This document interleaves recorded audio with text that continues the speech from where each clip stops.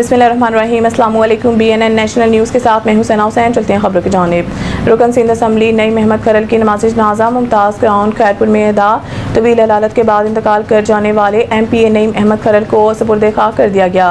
वज़ीर आला सिंध सईद मुराद अली शाह, सीनियर वज़ीर सूबाई वज़ीर इत्तलात शर्जील इनाम मेमन, वज़ीर दाखिला ज़िया हुसैन लंजार, इमदाद पताफी, सूबाई वज़ीर सईद गनी, सेनेटर कासिम हुसैन लकियारी, रियास हुसैन शिराजी, सैयद नासिर हुसैन शाह, मुकेश चावला, कमिश्नर सखर आबिद सलीम कुरैशी, DIG सखर नासिर आफ्ताब, पीर सैयद बच्चल शाह जिलानी, सरदार जुल्फ़कार कमारियों समेत सूबाई वज़रा और अहम सियासी शख्सियात की नमाज़ जनाज़ा में शिरकत। नमाज़ जनाज़ा में अरकान कौमी सूबाई असम्बली, सियासी समाजी रहनुमाओं की बड़ी तादाद मौजूद। ज़िला खैरपुर समेत सिंध भर से हज़ारों सोगवारान की मुमताज़ ग्राउंड आमद। शुरका की जानिब से मरहूम के लिए दुआए मग़फ़िरत और दर्जात की बुलंदी की दुआ।